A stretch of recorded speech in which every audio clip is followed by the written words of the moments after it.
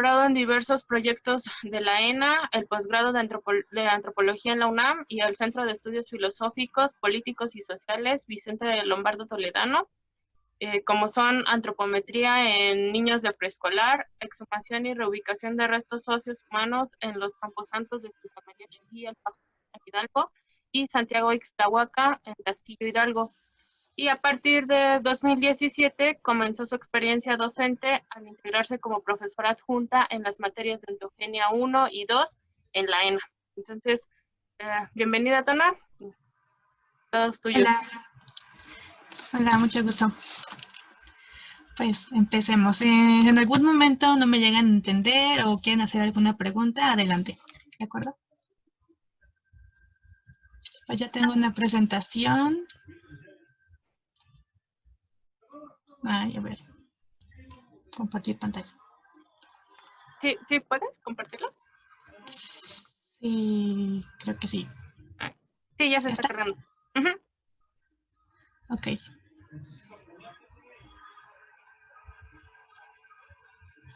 Bueno, pues a continuación yo voy a explicarles un poco lo que es un tema pues visto en la antropología física.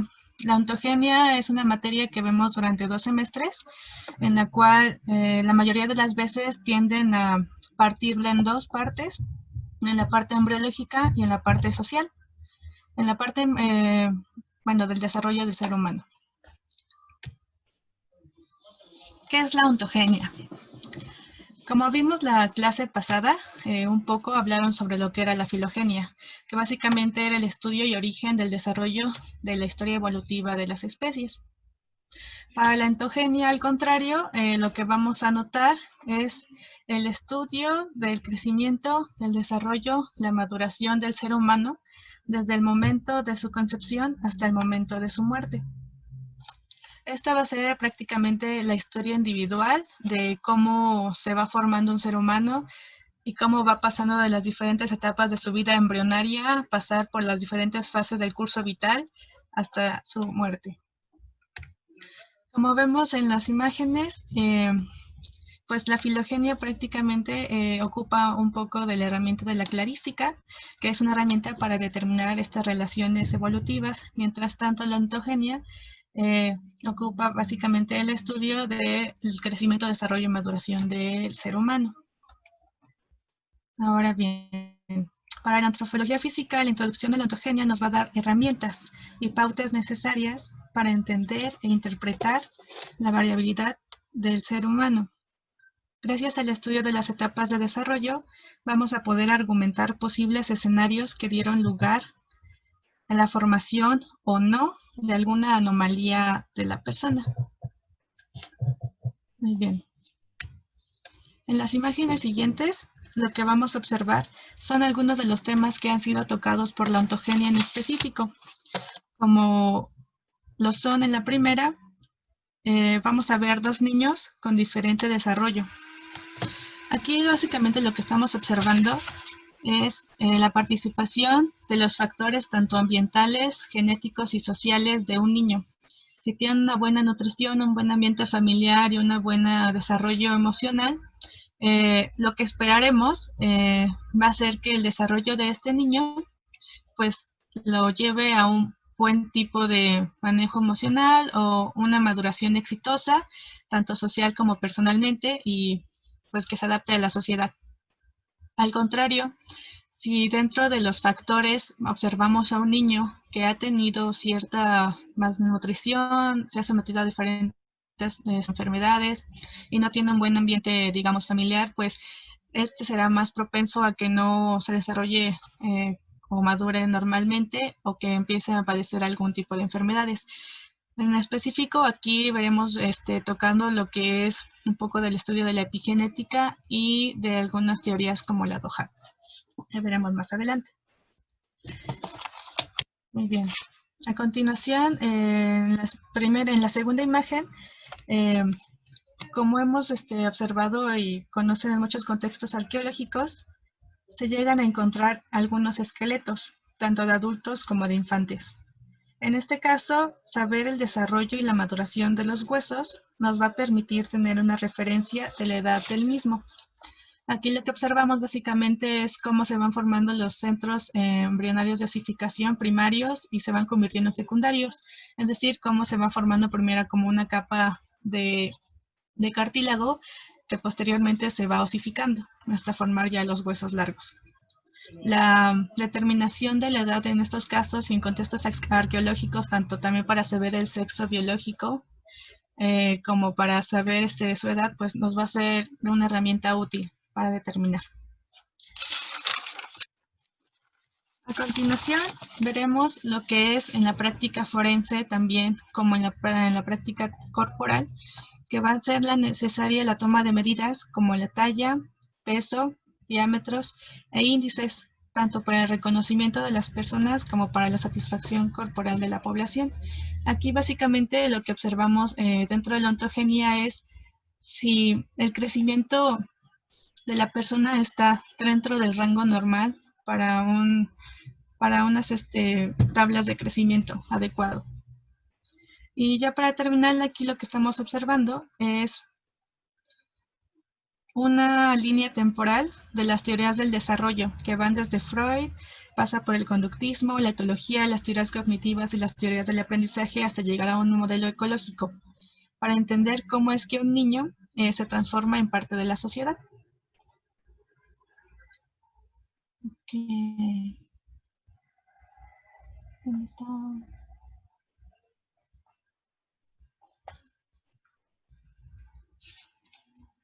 Bueno. Ahora bien, para entender qué es la ontogenia, veremos a continuación algunas definiciones que nos ayudarán a comprender cómo es esto de la historia individual. Partiendo desde el inicio, pues prácticamente saber qué es el crecimiento, qué es el desarrollo y qué es la maduración. Así como en conocimientos normales, pues algunas de las características que nos vienen a la mente del crecimiento es cuando una persona pues pasa de un estado chiquito y empieza a incrementar en sus dimensiones. Y sí, básicamente el crecimiento es este aumento en el tamaño del cuerpo en su totalidad para alcanzar algunas partes específicas del cuerpo. Esto también va a interactuar con el ambiente, lo que va a definir el fenotipo. El fenotipo, que son características físicas o observables.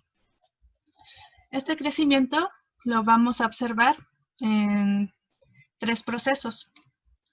El primero de ellos va a ser la hiperplasia. La observamos aquí abajo. La hiperplasia básicamente es un incremento en el número celular. ¿Qué quiere decir esto? La podemos observar en la mitosis al momento de la multiplicación o la diferenciación de las células. O sea, se van multiplicando o se van dividiendo. Esta hiperplasia pues básicamente es el incremento celular. Que estamos observando que tenemos una célula, después esta se divide en 2, esta se divide en 8, se divide a 16. Entonces, ese aumento, ese incremento en el número, pues lo que va a generar va a ser un crecimiento. Por eso se denomina la hiperplasia un tipo de crecimiento. En cambio, para la hipertrofia, lo que estamos observando es un incremento, pero en el tamaño celular. Es decir, igual tenemos nuestra misma célula, pero esta célula lo que va a ocasionar, se va a inflamar, o sea, va a tener un incremento. ¿Y dónde observamos este incremento? Pues básicamente en los músculos. Cuando nosotros trabajamos en el gimnasio, pues vemos que los músculos empiezan pues a extenderse o a crecer. Entonces aquí lo que está ocasionando eso es una hipertrofia, o sea, un incremento en su tamaño. También lo podemos observar pues en las células adiposas, que igualmente cuando uno va pues subiendo de peso, esta misma grasa pues se va incrementando. Y finalmente, el último proceso en el cual vamos a ver crecimiento va a ser dentro del hueso, específicamente por el cartílago, por un proceso llamado acreción, que es un incremento en la sustancia intracelular. Tenemos varias células dentro del hueso. Estas células van a estar soportadas dentro de una masa intercelular. Esta masa intercelular puede afectar a estas células de diferente forma, ya sea de manera oposicional, que va a ser diferenciando el tipo de células, o de manera intersticial, que básicamente va a ser una división de las células existentes, lo que va a provocar del mismo modo un crecimiento. En específico en los huesos, esto puede provocar tanto el alargamiento de los huesos como una anchura.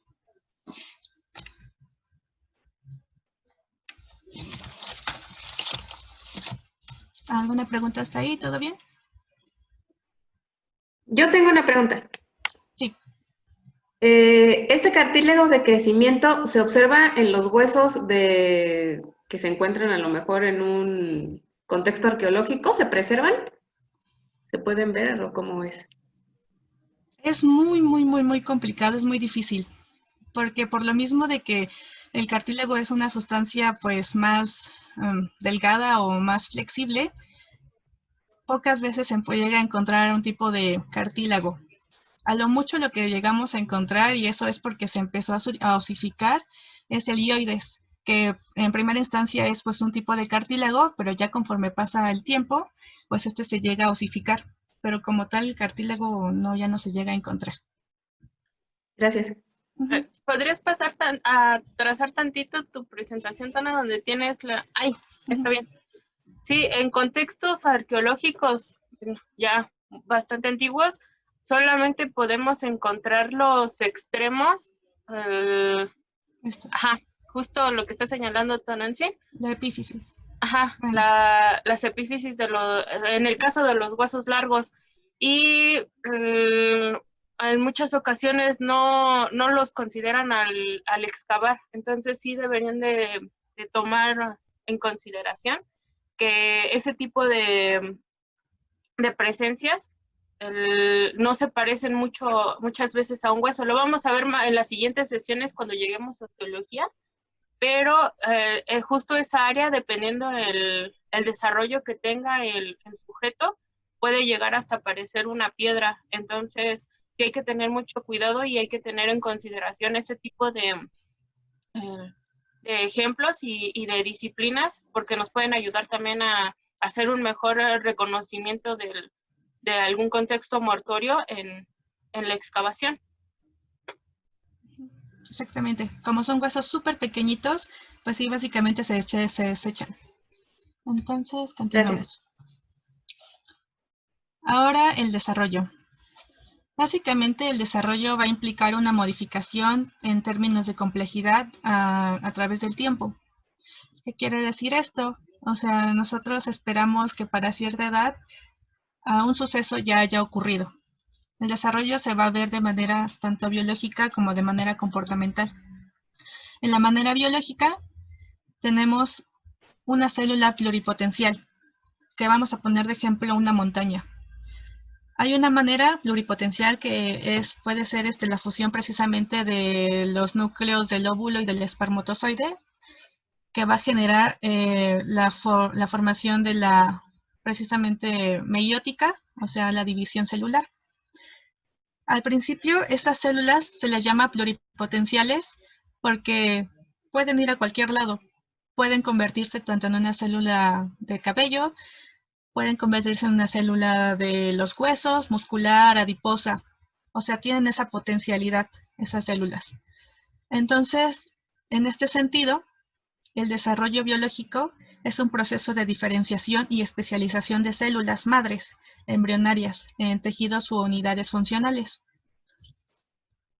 En contrario, en el desarrollo comportamental, vamos a observar que hay una adquisición y refinamiento de comportamientos esperados por la sociedad.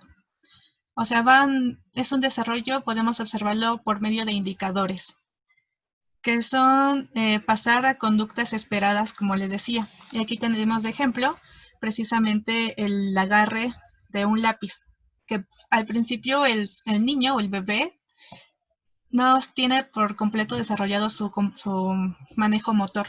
Entonces, si vemos, a un año y medio, agarra una crayola de manera muy torpe, pero empieza a sostenerla.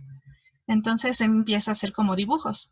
Pero ya conforme va pasando el tiempo, vemos un mejoramiento en el agarre del lápiz. Después ya lo toma de diferente forma hasta llegar al agarre de prensil o de prensa, de trípode, para ya que haya un mejor manejo de este lápiz. Pasamos de capacidades motoras gruesas a perfeccionar capacidades motoras finas en específico. En cuanto a la maduración, hay que entender que la maduración es un proceso para llegar al estado maduro. Entonces, la maduración es todo ese proceso por el que va a pasar el cuerpo humano en diferentes tiempos y en momentos oportunos, como por medio del ritmo y de la sincronización, para llegar a lo que es la madurez. La madurez es el estado final, o sea, nosotros podemos decirnos maduros cuando ya pasamos por todo ese proceso y finalmente nuestros huesos se fusionaron, por así decirlo. Aquí les voy a dar un pequeño ejemplo. Esto va a ocurrir en todos los órganos, sistemas, y va a estar afectado también tanto por enzimas, la composición química. El tiempo o el ritmo es qué tanto ha cambiado un proceso y es muy variable. La sincronización es que existen momentos maduracionales específicos que van a ocurrir en ese momento. La maduración también puede ser dividida en maduración temprana, en maduración media y maduración tardía. Todo esto puede ser normal en cualquier caso. La maduración temprana quiere decir que el tiempo que pasó del estado inicial hasta el estadio final tomó menos tiempo que la media. La maduración media pues es dentro de la media, y la maduración tardía es básicamente que este estado tardó un poco más en llegar al estado maduro. Entonces, aquí lo que estamos observando es una radiografía de la mandíbula y del maxilar. Y lo que estamos observando específicamente pues son los huesos de leche de los niños. Y básicamente acá abajo estamos viendo la formación ya de los huesos permanentes. Hay tipos de indicadores específicos y métodos que nos van a guiar para saber en qué estadio se encuentran estos dientes, lo que nos va a ayudar para determinar la edad de una persona. Para explicarlo más fácilmente, aquí tenemos lo que es la mano, la mano izquierda, que es regularmente la que se toma la radiografía. Aquí observamos los huesos de un niño de 8 años y de un niño de 13 años. Bueno, son niñas. ¿Qué es lo que vamos a observar? Nosotros primeramente, así a simple vista, vemos tanto las falanges, los metacarpos y los carpos. Si observamos más detenidamente y nos acercamos, vemos que las falanges van a tener abajo como una ligera separación de un huesito. Esa va a ser una epífisis de las falanges, los cuales se van a estar fusionando conforme pase el tiempo. En los niños ni siquiera vamos a observar este tipo de huesitos. Entonces, para la determinación de edad, usamos métodos. Puede haber 3 tipos de métodos. Los más ocupados son 2, que es el método Fels y el método TW. Estos métodos funcionan porque se hace la revisión de un montón de radiografías de diferentes edades, desde que son bebés hasta los 18 años, que es donde aproximadamente se terminan de madurar las personas. Entonces, ¿qué es lo que ocurre?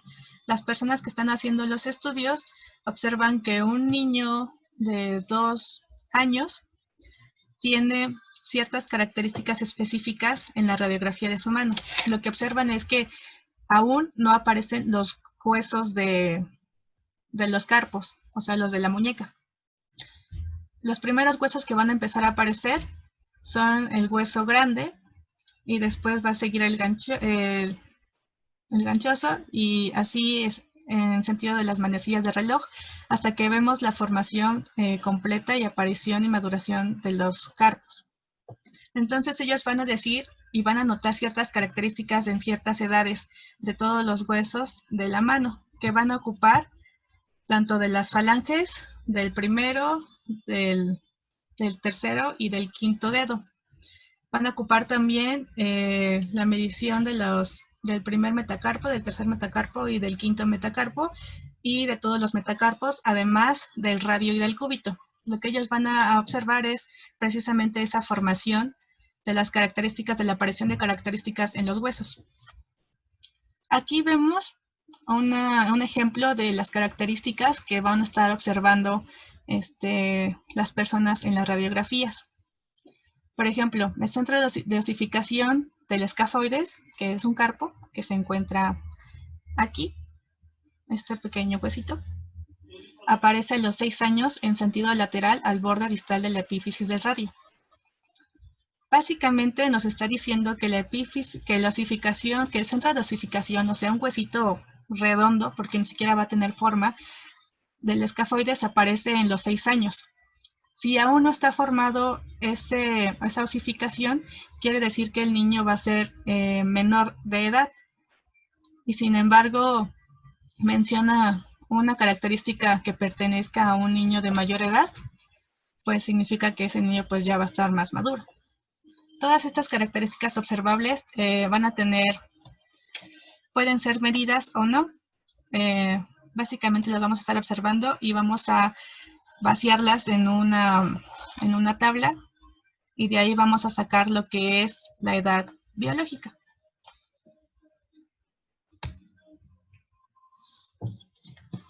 Por ejemplo, aquí observamos precisamente los huesos de un niño de 9 meses. Si observan, aquí se ven las falanges, los metacarpos, los carpos, el radio y el cúbito. En un niño de 2 años ya empezamos a observar estas pequeñas osificaciones de hueso que van a ser las epífisis que finalmente se van a fusionar.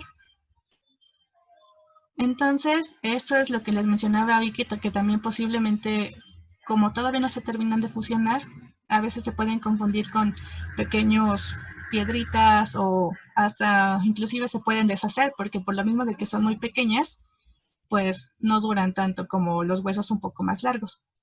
Aquí también, como les había comentado, al principio no se observan por completo los carpos, porque apenas se van a ir formando.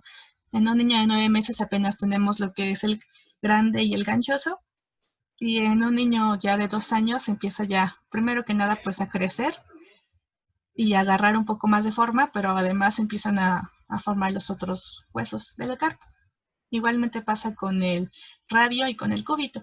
Se empieza a aparecer su epífisis. Ok. Como recapitulación, vamos a tener que el crecimiento va a ser un aumento en el número y tamaño celular. Y este va a ser medido mediante el proceso, o observado más bien, mediante el proceso de hiperplasia, hipertrofia y acreción. En cuestión del desarrollo es la adquisición e incremento de habilidades en el tiempo. Esta va a ser de manera biológica y comportamental. En cuanto a la maduración, este va a ser el proceso que va a anteceder la madurez, y siempre tiene que estar en un ritmo y sincronización.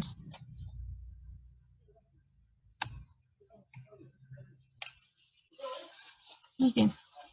Ahora bien, ¿qué es la edad cronológica y qué es la edad biológica? Básicamente, la edad cronológica va a ser el tiempo transcurrido entre el momento del nacimiento hasta el momento de la observación, si es que se hace un estudio. Y la edad biológica va a ser qué tan cerca vamos a estar del estado adulto. Al momento de nosotros sacar la edad mediante la determinación de estos métodos de FES y las radiografías, estamos observando, o sacando más bien, lo que es la edad biológica, la edad que un individuo tiene en su cuerpo. Tal vez no lo que está reflejando físicamente, bueno, cronológicamente, lo que yo sé, no sé, por ejemplo, yo tengo 25 años, Y entonces puede que mi cuerpo tenga una maduración tardía y que tenga una edad biológica como de una persona de 20, o sea que mis huesos todavía se estén terminando de fusionar. Para esto, para saber cuál es la edad cronológica, vamos a necesitar una tablita para convertir los decimales del año, de los meses más bien. Entonces, pues básicamente, si tenemos que Juan nació un 13 de agosto de 1995, aquí vamos a buscar 13 de agosto, y vamos a tener que es 614. Entonces, la edad cronológica del año en que nació es de 1995.614.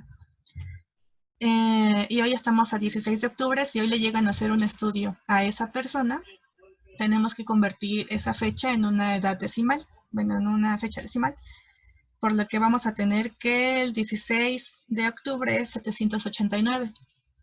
Entonces, básicamente lo que nosotros vamos a hacer para sacar la edad cronológica de ese momento es hacer una resta. Ponemos 2020.789 y le restamos 1995.614 y nos va a dar una edad cronológica de 25.175 años. Esta información nos va a ser de mucha ayuda, pues también para al momento de hacer estas determinaciones, para ver si estamos viendo a un madurador temprano, a un madurador medio o a un madurador tardío. ¿Y por qué esto es importante? Porque a pesar de que esto puede ser influenciado genéticamente, también puede ser influenciado ambientalmente. De que, no sé, unas personas, por ejemplo, no hayan tenido una buena nutrición o hayan pasado por algún tipo de enfermedad que haya detenido el crecimiento en algún momento de su vida y que esto haya afectado en pues la estatura normal. Ok. Llegando hasta aquí. ¿Alguien me quiere decir algunas características que puedan notar en estas dos gráficas de diferencia?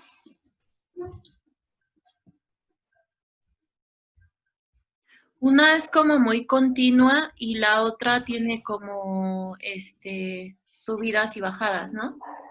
Exacto. Y una va como ascendente y una desciende. ¿Con qué creen que tenga que ver esto, así intuitivamente? ¿Con el periodo de maduración o de reproducción? No tanto, pero igual puede que en otras curvas observemos eso. ¿Alguien más?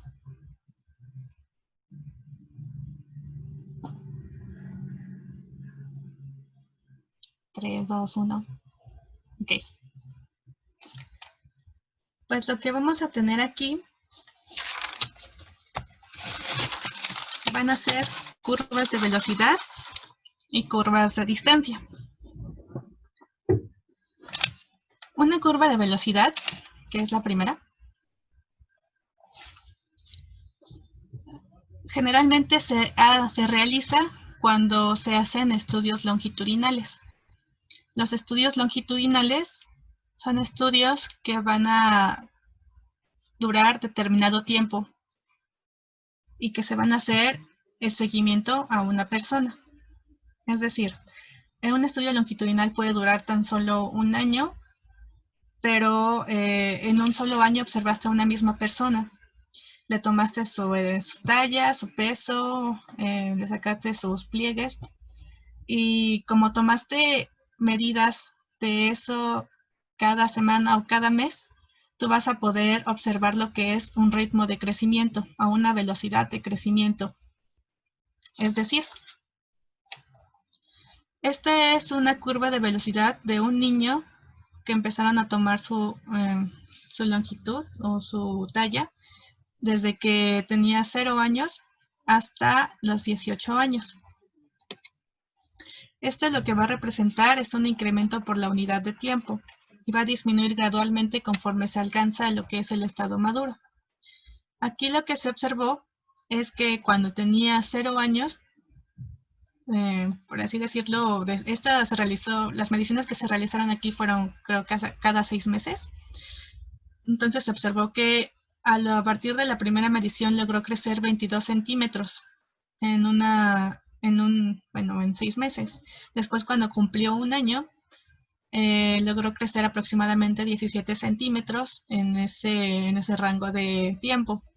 Y así notamos este incremento al principio de la edad y que va desacelerando conforme vamos teniendo más años. ¿Qué es lo que observamos en esta curva de velocidad? Pues básicamente estamos observando la velocidad de crecimiento que tiene una persona desde que es un niño y los cambios que va pasando cuando va creciendo. Precisamente cuando llega al inicio de la pubertad, vemos que hay otro incremento en la velocidad de crecimiento, otra aceleración, hasta llegar a un pico máximo donde puede llegar a crecer 12 centímetros en 1 año. Y finalmente, otra vez hay otra desaceleración, hasta que finalmente llegamos al término del crecimiento y ya no crece en ningún centímetro, en ningún tiempo, en ningún momento. Por eso dice que disminuye gradualmente, porque esta va a estar en función precisamente de la maduración y del desarrollo del niño. Lo que observamos en esta curva en verde, básicamente es pues el crecimiento o la velocidad de crecimiento de una niña. ¿Por qué está antes? Porque las niñas tienden a madurar antes que los niños. Entonces, si este niño maduró o empezó su incremento a la edad de 12 años, el de las niñas va a empezar aproximadamente desde los 10 u 11 años. Y finalmente va otra vez en picada.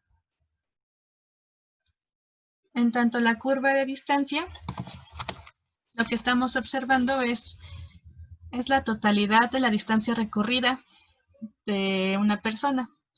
Y esta básicamente se realiza o se ocupa cuando se hacen estudios transversales, que son estudios en determinado momento de la vida de una persona. Y solamente es necesaria una medición de una sola persona, bueno, de varias personas, para poder crear como un tipo de canal de crecimiento normal de las personas. Entonces aquí lo que observamos es que hay dos fenómenos que estamos viendo. El primero de ellos es la canalización. Nosotros vemos que un niño está creciendo o desarrollándose normalmente, va con la media poblacional, y de repente vemos que su crecimiento o su talla se empezó a mantener en el mismo lugar, o sea, no siguió una velocidad de crecimiento normal. Esto pudo haber sido provocado por algún tipo de, no sé, de enfermedad que afectó a ese niño, que en ese momento se detuvo su crecimiento un poco, pero finalmente volvió a recuperarse. Y si observamos, puede que otra vez haya tenido otro tipo de enfermedad que lo haya afectado, pero finalmente logró mantenerse en la media poblacional para el que estaba, digámoslo, destinado. Entonces, básicamente la canalización es la recuperación del canal de crecimiento. Esto es porque el crecimiento siempre va a ser autoestabilizante, siempre el crecimiento trata la forma de llegar a lo que estaba planeado o programado desde el momento de su concepción. Aquí tenemos otro tipo de fenómeno, que es el catch-up, que es un crecimiento compensatorio. Este tipo de crecimiento ocurre igual generalmente en niños, o sea, que todavía tienen esa capacidad de crecimiento, ese tipo de plasticidad. Estos fenómenos básicamente no ocurren ya en personas ya más adultas porque el tiempo o ventana de oportunidad pues ya se dejó atrás. Entonces, lo que estamos observando aquí es un crecimiento acelerado que sirve para redirigir los recursos y volver a la etapa de crecimiento original. Aquí igual posiblemente pudo haber algún factor ambiental o algún tipo de desnutrición que haya hecho que el niño haya dejado de crecer así casi por completo y que se haya mantenido así durante un largo tiempo, pero que finalmente si vuelve a alimentarse bien o si empieza a recuperarse, este crecimiento compensatorio va a crecer así, bueno, va a ser muy grande, como si volviera a tener un brote de crecimiento. Se va a recuperar, tal vez no llegue a lo que estaba planeado, pero sí va a estar muy cerca de la estatura final a la que estaba manejado. Entonces, bueno, volviendo, el momento de la oportunidad va a ser un momento específico para crecer y desarrollarse y así alcanzar la madurez. En cambio, el periodo sensible es un momento de alta susceptibilidad que existe en el desarrollo. Y este tiene que ocurrir, si no, olvídense de que pues ya se vayan a desarrollar esas habilidades. Un ejemplo muy claro es que en una semana específica del desarrollo, dentro del feto masculino, tiene que haber cierta recepción de la testosterona, de la hormona testosterona, para que exista lo que es la diferenciación de los testículos en los hombres. Si eso no pasa en ese momento específico de esa semana porque lo haya de alguna forma haya algún teratógeno, o sea, algún factor externo que no haya podido desempeñar que no haya podido salir la testosterona, pues no se va a desarrollar o se va a desarrollar incompletamente esta diferenciación. Igualmente sucede con el lenguaje. Si no tenemos esa recepción o si no estamos con personas que nos estén hablando constantemente, no vamos a desarrollar esta habilidad de comunicación normalmente. Es como el caso de estos niños o niña que encontraron que básicamente no tenía contacto con nadie y estaba solamente encerrada y pues no pudo desarrollar esta habilidad del lenguaje porque no tenía esas interacciones constantemente. Ok. ¿Todo bien hasta el momento? Sí. Sí. Aquí nada más me gustaría que los chicos se quedaran bien con ese tipo de ejemplos.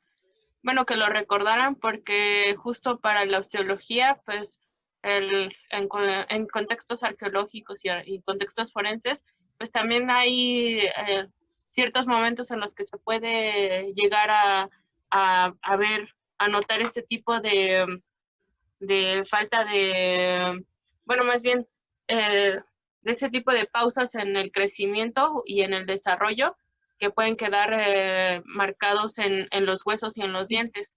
Claro, tiene que ser algo muy severo para que llegue a dejar huella, pero pues sí, también se puede ver no solamente en personas vivas, sino también en personas muertas. Exactamente.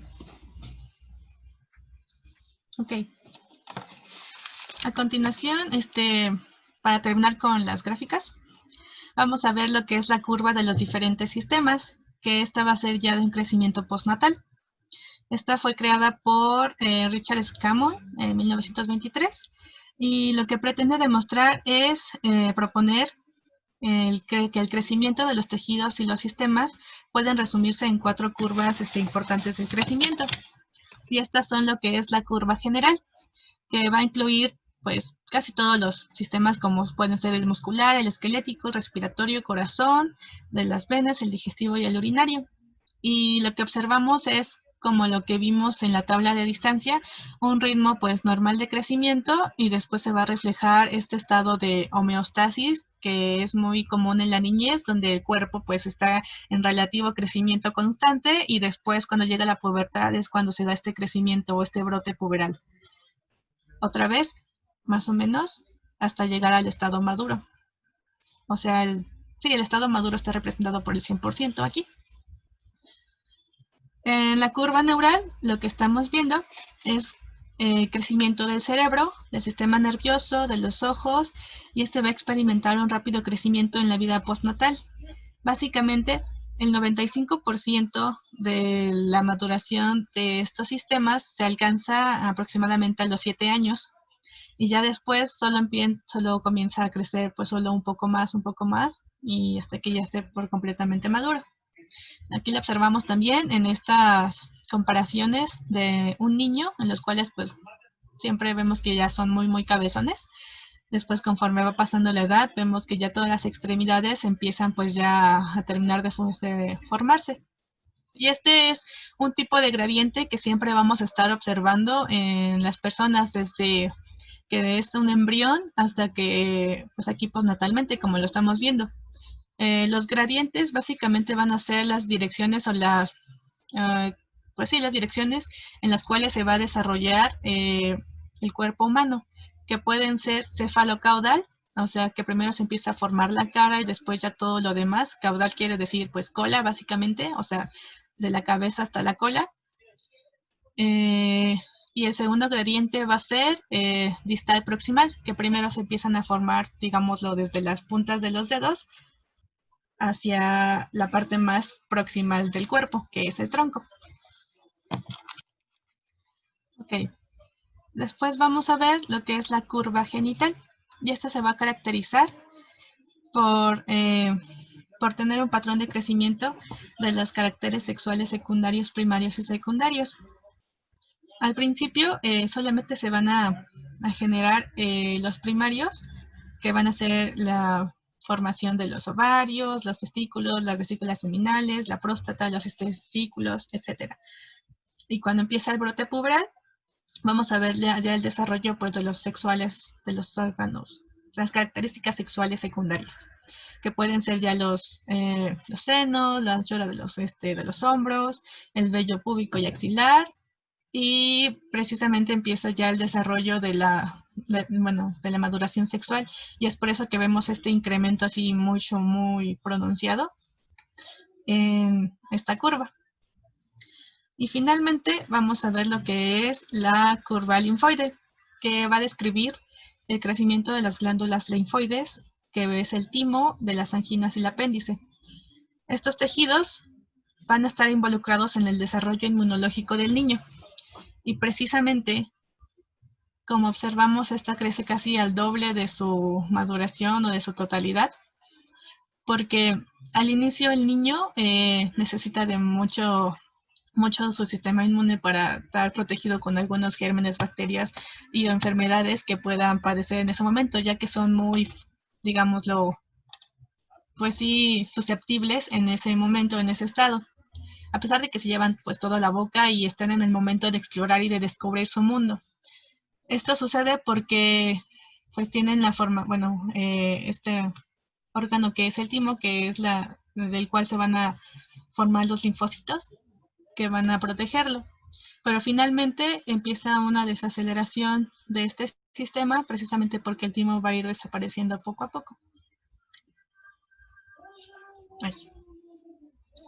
Bueno, ahora a continuación vamos a ver lo que es el curso vital. El curso vital va a estar formado por una vida prenatal, en el cual vamos a ver el primer, segundo y tercer trimestre de la etapa embrionaria, que después se vuelve fetal, y después va a haber un rápido crecimiento en longitud y la maduración de órganos. Mientras que en la vida postnatal vamos a tener que se diferencia en 9 estadios. Ahora, algunos puntos importantes a notar es que cada etapa se va a caracterizar por tener características específicas en cuanto a funciones, tipo de intensidad de cambio. La transición de una etapa a otra está precedida por una crisis de desarrollo. Estas crisis se van a referir a un desequilibrio temporal que estimula los mecanismos de adaptación que van a permitir al organismo enfrentar las nuevas condiciones. Es decir, que en cada cambio en estos cursos vital, al momento de pasar de la infancia a la niñez, a la juventud y la pubertad, va a haber como un desequilibrio en el cuerpo, pero precisamente para que se vaya preparando para el nuevo estadio. Ahora bien, para el periodo neonatal vamos a tener que se va a dar desde, más bien está entendido que el periodo neonatal abarca desde el nacimiento hasta los primeros 28 días del nacimiento. Este crecimiento es el más rápido y va a tener una maduración postnatal.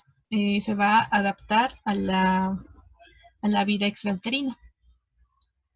En la infancia vamos a tener que abarca desde el segundo mes de nacimiento hasta el término de la lactancia.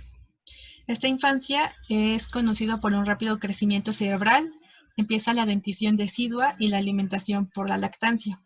Además de que está acompañada por un tipo de alimentación, pues ya después de los 6 meses, a una dieta un poquito más blanda.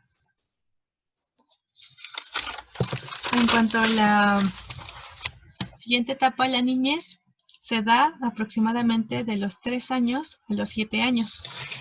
Esta va a estar caracterizada por tener un crecimiento moderado, como les decía, que es una homeostasis en el cuerpo en el cual acaba de pasar por un crecimiento muy largo y en esta etapa pues básicamente el crecimiento va a ser continuo.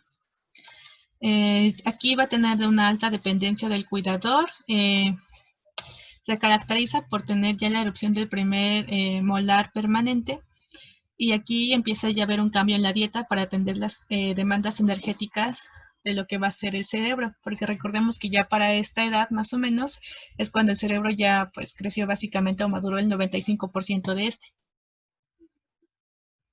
En cuestión de la juventud, vamos a ver un cambio ya notorio o una diferencia entre lo que son las niñas y lo que son los niños.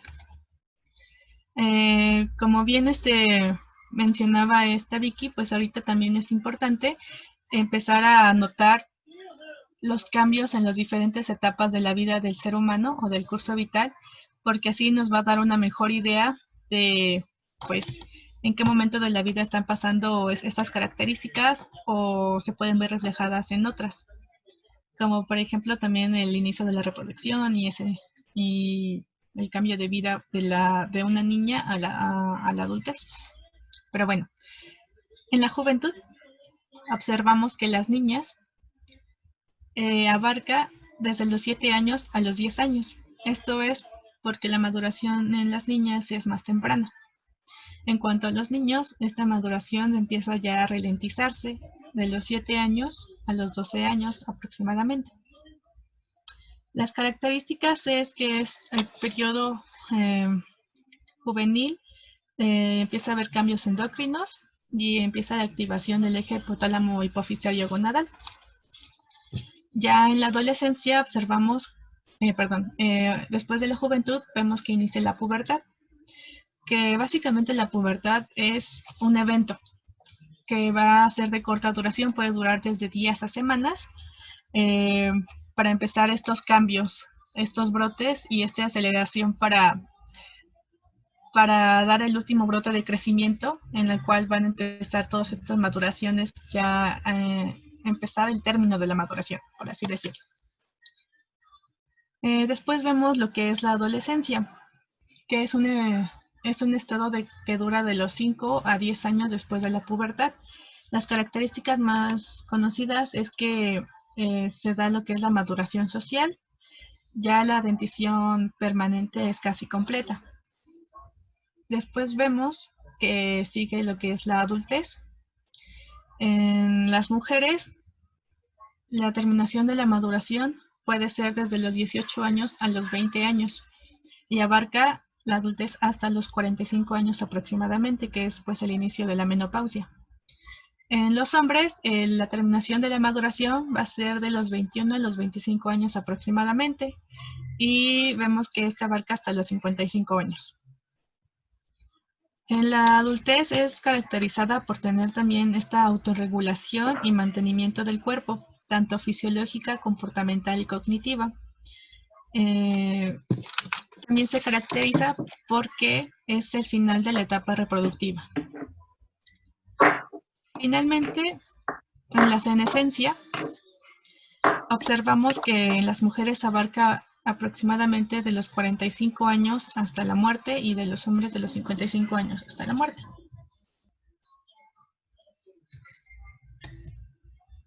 Bien.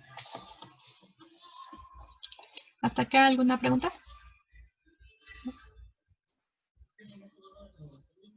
Ok. Ahora bien, dentro de la ontogenia vemos que se han estudiado teorías, procesos, mecanismos que van a ocurrir en el ser humano para conocer las formas en las que los factores biológicos y sociales interactúan para influir en el desarrollo y la salud de los humanos. Aquí voy a hablarles rápidamente de algunas de las, precisamente de las teorías y escuelas, bueno, sí, pensamientos que se han tenido sobre por qué es importante estudiar precisamente este curso vital o por qué algunas de las etapas son importantes en determinado momento de la vida. Aquí observamos precisamente, ¿no? Que es el curso de la vida por el que va pasando una persona, que es como un tipo de maduración, que vemos que primero todo vamos para arriba, la maduración se completa, estamos en una etapa de regulación normal, y finalmente, cuando ya estamos en el pico máximo, lo único que queda, pues, es bajar. De alguna forma, pues, empieza a declinar las funciones de los tejidos y de los sistemas, que básicamente esto es la senescencia, hasta llegar a la muerte. Entonces, la teoría de la vida se va a encargar de estudiar las estrategias que utiliza un organismo para asignar su energía al crecimiento, al mantenimiento del cuerpo. También tanto en defensa en contra de las infecciones, de la reproducción, de la crianza, de la descendencia, hasta la independencia y la prevención de la muerte. ¿Qué quiere decir esto? O sea, básicamente la teoría de la vida es una rama de la biología, la cual se va a encargar de estudiar cómo es que el cuerpo humano va a pues agarrar ciertos factores, ciertos recursos en el momento en el que más necesite los mismos recursos en un momento determinado de su vida. Esto quiere decir que al momento de crecer, en el brote del crecimiento, pues el cuerpo dice que necesita más energía, entonces la mayoría de todos los recursos van a estar asignados precisamente al crecimiento. Pero ¿qué va a pasar cuando no tenemos la suficiente energía, no tenemos la suficiente tipo de alimentación? Pues el mismo cuerpo va a asignar no esos recursos al crecimiento, sino que los va a asignar a, pues más o menos, más bien a mantenerse con vida. Porque si está padeciendo de algún tipo de hambruna, pues no puede crecer, o sea, o sobrevive, o más bien no crece, o si no, o sobrevive. Entonces es como la teoría de la vida estudia pues precisamente esa reorganización que va a tener el crecimiento conforme van pasando estos factores. Aquí entra lo que son los trade-offs, que son algunos costos para la capacidad de un cuerpo debido a la inversión del otro. Básicamente es una inversión de una capacidad del cuerpo para saber si le conviene precisamente seguir creciendo o más bien detener su crecimiento, pero mantener todos esos recursos para mantener su homeostasis. Ahora bien, también dentro de la teoría de la historia de vida se han observado que hay dos etapas únicas dentro del ser humano o del Homo sapiens, que va a ser la niñez y la adolescencia. Bogin argumenta que la niñez es una ventaja reproductiva sobre otras especies. Es una etapa de crecimiento que va a permitir la plasticidad del desarrollo. Y esta plasticidad, en compañía del ambiente, va a resultar en la supervivencia de un gran porcentaje de los jóvenes de cualquier otra especie mamífera. Aquí entra sobre los costos o ventajas que tiene la reorganización de estos recursos. Al momento de introducir la niñez al Homo sapiens, ya que en anteriores tipos de homínidos, como en los neandertales o en los que el divergencia no existía. Al nosotros incluir esta nueva etapa dentro del desarrollo, observamos que hay una menor lactancia. A menor lactancia va a haber una mayor fecundidad, y esta mayor fecundidad es uno de los ventajas evolutivas que precisamente aportó la niñez al Homo sapiens, porque a mayor fecundidad pues hay mayor reproducción, y entonces eso da pie a que las personas pues se vayan procreando más y más y más, y pues puedan de alguna forma pues sobrevivir esa especie. Ahora, sobre la teoría de la Dohat, que pues de alguna forma se retroalimenta, aquí lo que vamos a observar es que hay ciertos factores en la vida intrauterina que van a afectar, que nos van a afectar a la vida extrauterina. Así a grandes rasgos, si nosotros, si nuestra madre al momento de que estuvo embarazada de nosotros tuvo pues un tipo de hambruna, tuvo una malnutrición o diferentes tipos de factores ambientales hicieron creer al cuerpo que se estaba formando que iba a haber un tipo de desahuciamiento en la vida extrauterina, entonces esto va a generar que nuestro cuerpo embrionario pues de alguna forma esté preparándose para una vida en la que va a haber ciertas limitantes. ¿Qué pasa cuando esto no es así? Al momento de nosotros nacer, el cuerpo espera que no tengamos una buena nutrición. Entonces, lo que va a hacer es acumular lo más que pueda de estos recursos, por así decirlo, pueden ser grasas o pueden ser azúcares para el mantenimiento del cuerpo, y si llega algún tipo de hambruna, pues ocupar esas azúcares y grasas y que no se muera el ser humano o el cuerpo.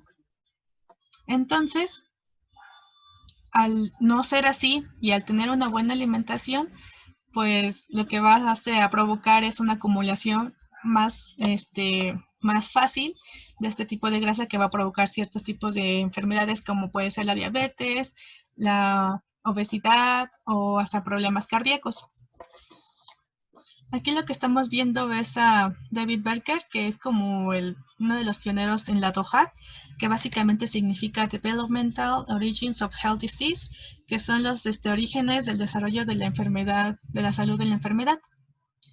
Tenemos que hay un ambiente prenatal y que hay cierto ambiente postnatal temprano.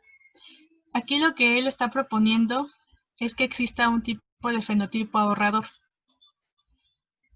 ¿Qué quiere decir esto? Pues lo que les comentaba sobre la acumulación de azúcares y de grasas.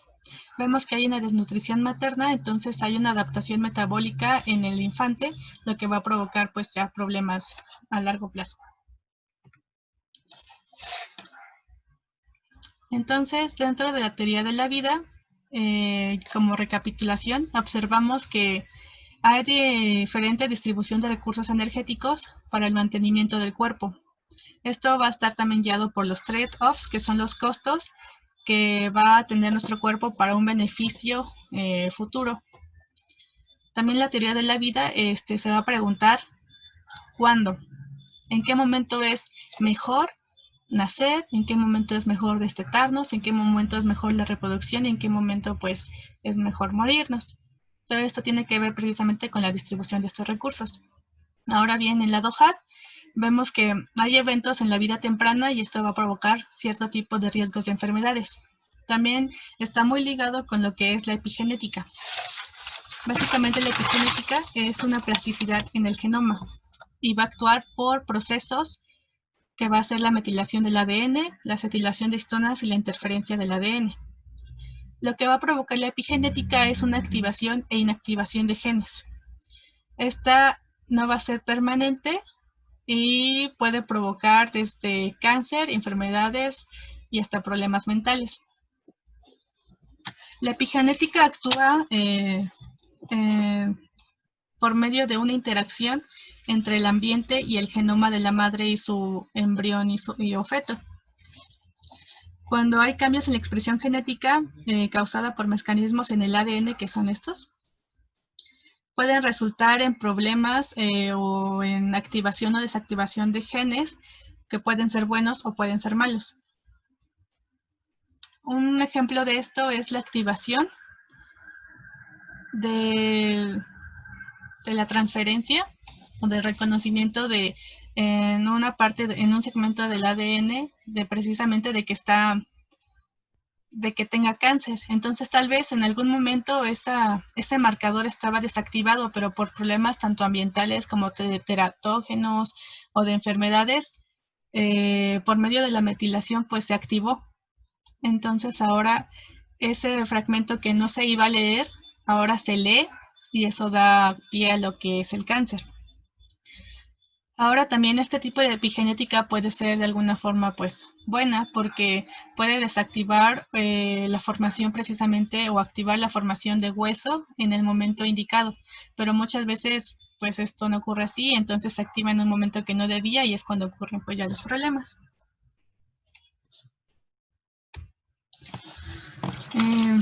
Básicamente el evo-devo es otra disciplina, otra rama de la biología, pero esta va a abordar lo que es el origen y la evolución del desarrollo.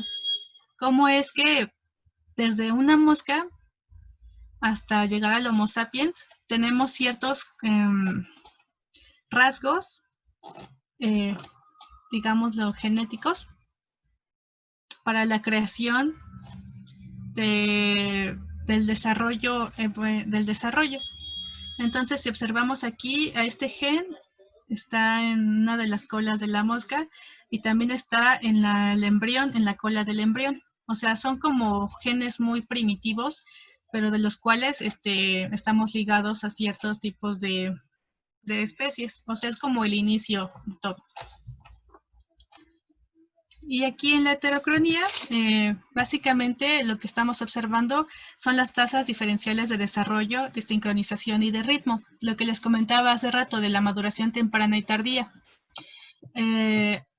Lo que les decía de que la maduración puede ser temprana, de que alcance más rápido la madurez o que se tarde más en alcanzarla. Esto lo vamos a ver más evolutivamente en lo que es la heterocronía, que puede ser de dos formas, tanto peramórfica, que es una expresión anticipada de características adultas, como paidomórfica, que es una retención de características más juveniles. En la retención de la anticipada de las características adultas, encontramos lo que es el predesplazamiento, la aceleración y la hipermorfosis. En cualquiera de estos que les acabo de mencionar, lo que vamos a observar es que las personas de alguna forma maduran más rápidamente, lo que da pie a que, por así decirlo, el ancestro se siga evolucionando y tenga una forma más adulta posible. El ancestro es, pues, como nuestro eje central, en el cual nos vamos a guiar para ver si está madurando más tempranamente o más tardíamente. En la peramorfosis, todas las características van a expresarse de una forma adulta. En cambio, en la paidomorfosis, todas las características se van a notar características más juveniles. Y entre ellas está la neotenia, la progénesis y el posdesplazamiento, que todas van a llegar un poco más, o sea, van a ser un poco antes de lo que es el ancestro. Ok. ¿Alguna otra pregunta por aquí hasta el momento? No. Muy bien. Dice que no. Bien.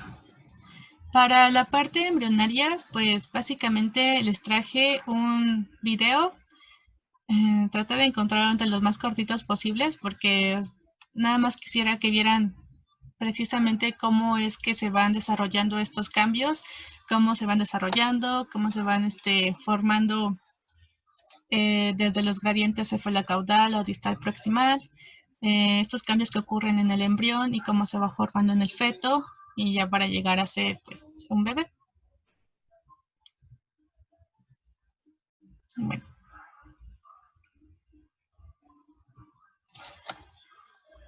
Me dicen si se escucha, porque la verdad es que no estoy segura si se escucha cuando comparto la pantalla.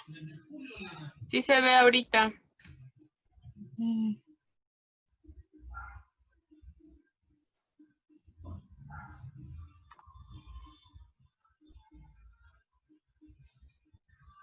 ¿Tiene audio?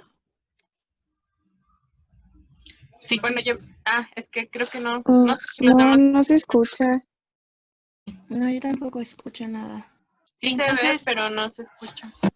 okay. Entonces voy a explicarles pues un poco lo que está ocurriendo.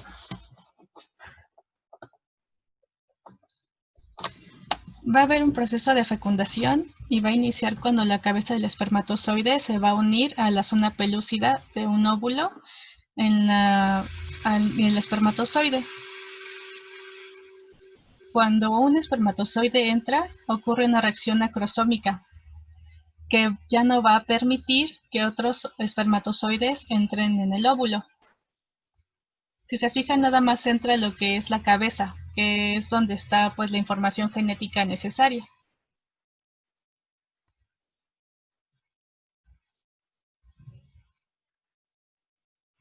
Al momento de entrar en el óvulo, empieza ya lo que es la formación de la meiosis.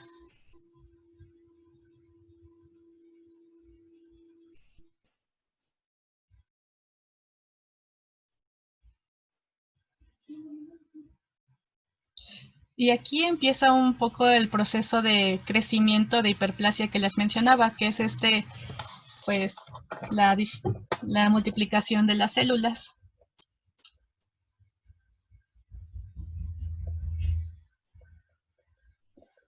Empieza en esta división celular y se produce lo que es el blastocisto.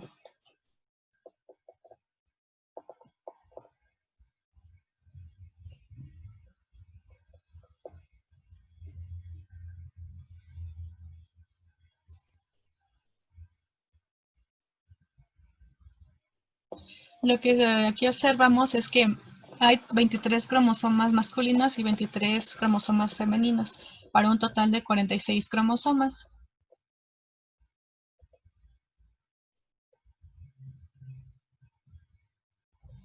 Aquí hay varias capas que se empiezan a formar, que pueden ser los trofoblastos. El trofoblasto es lo que va a formar la placenta.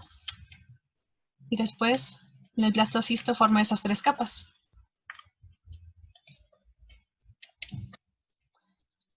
El ectodermo va a desarrollarse en el sistema nervioso, la piel, los ojos y el oído interno, que es la capa más externa. La capa media es el mesodermo, en la cual se van a desarrollar músculos, esqueleto, riñones y aparato reproductor. Y el endodermo forma las glándulas endocrinas, pulmones, sistema digestivo e hígado, que es la parte más interna.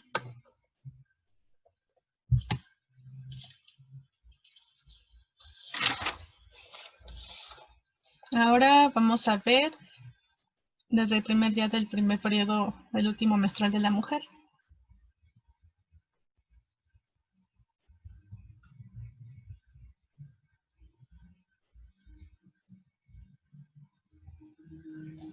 En este es el periodo embrionario, donde estamos pasando la formación del tubo neural. Los primeros cambios que empezamos a observar es que el corazón empieza a latir, hay una formación de ojos y de oídos, la fosa nasal y boca, empieza la formación de la cabeza y empieza la aparición de extremidades superiores e inferiores. Estas bolitas se llaman somitas, que van a hacer la formación de las vértebras. Este es el corazón. Este es el alantoides, que básicamente va a ser todos los intestinos, se van metiendo poco a poco y va a formar lo que son los intestinos. Lo que estamos viendo también es precisamente los teratógenos que van a afectar al individuo, al periodo embrionario es un periodo sensible. ¿Por qué sensible? Porque en ese momento, si la madre llega a fumar o llega a tener alguna enfermedad como la rubiola, pues el feto puede tener, perdón, el embrión puede tener algún tipo de anormalidad o puede estar perjudicado. Alcohol, cigarro, drogas o algún tipo de virus. Entonces, aquí es importante. Por eso luego dicen que algún tipo de farmacias o de pastillas dicen que no está apto para embarazadas porque puede llegar a afectar lo que es el resultado del feto, del embrión.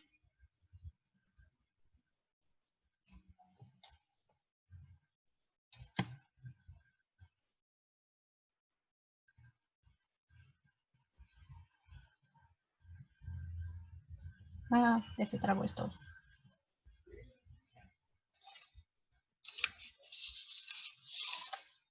¿Alguien tiene preguntas antes de continuar?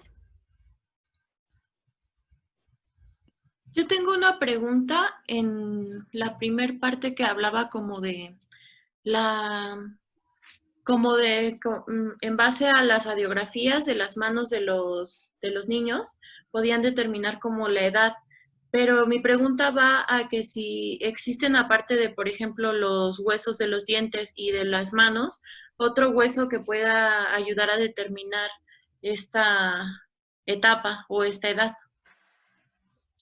Pues en radiografías, los dientes y las manos son como los más estudiados, pero también físicamente en los huesos se puede determinar la edad mediante la sínfisis púbica y, bueno, el ilion, el isquion, la pelvis, por así decirlo, y en la cabeza por las suturas.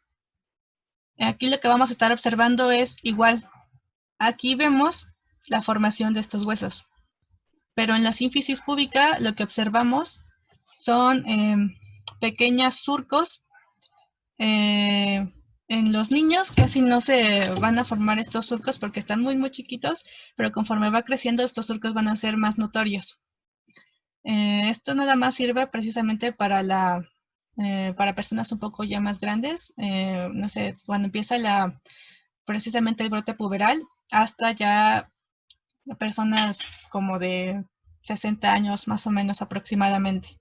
Entonces lo que nosotros vamos a observar pues precisamente son esos surcos pronunciados. Después, conforme va pasando el tiempo, estos surcos van a ir desapareciendo y igual como en las radiografías vamos a observar características que han sido estudiadas o que se han visto en personas de ese tipo de edad o en ese momento.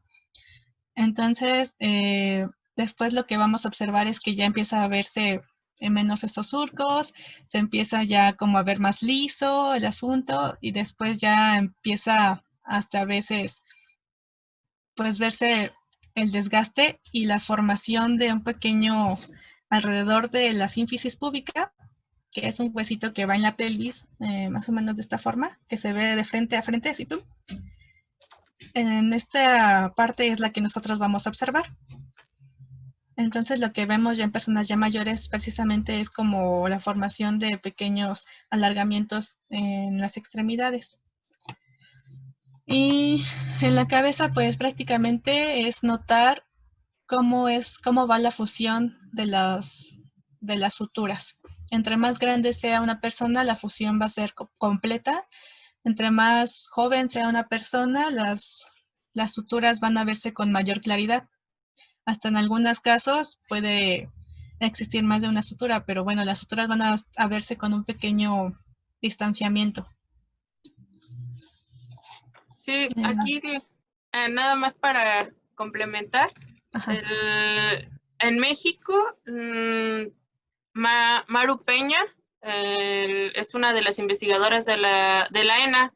Ella está en el posgrado de antropología física y ella es muy cercana a uno de los, bueno, más bien fue una alumna muy cercana a uno de los autores que mencionan en la lectura, que se llama Tanner, y ella ha desarrollado no solamente, o ha intentado desarrollar las metodologías para estimación de edad biológica y cronológica en manos, así como lo que presentó Nancy, y en el desarrollo dental, sino también en las vértebras cervicales.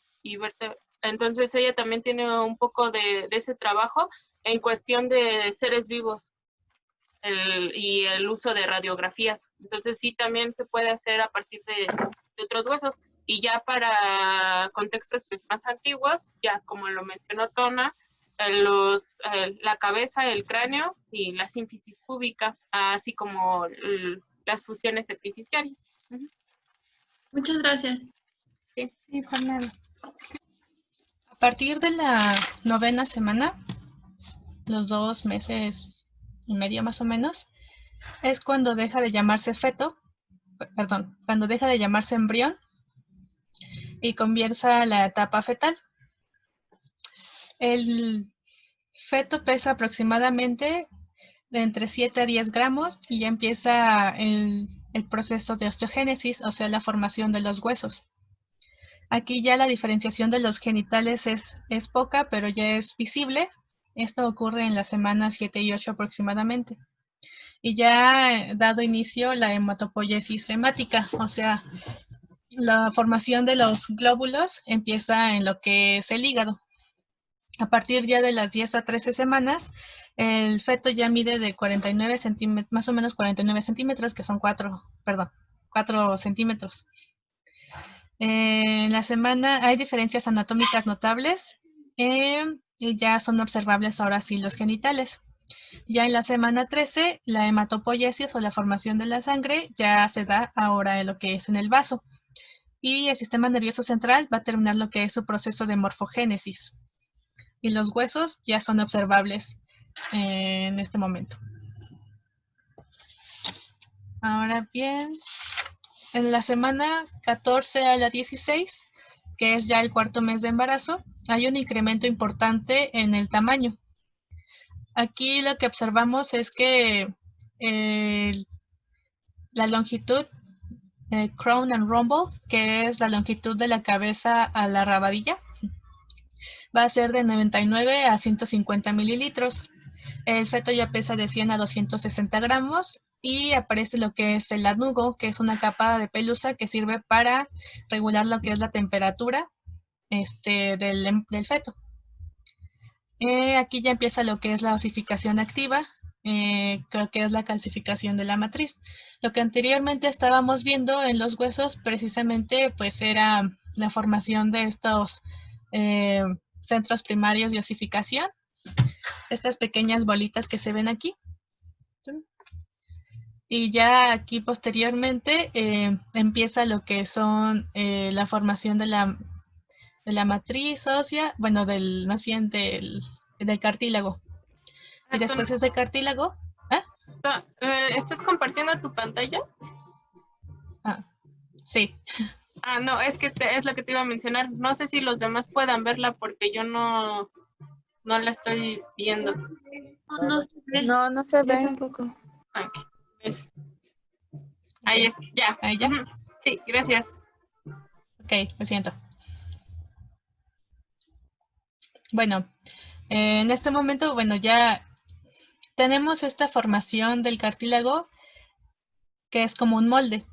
Después del cartílago se van a empezar a formar lo que ya son los huesos.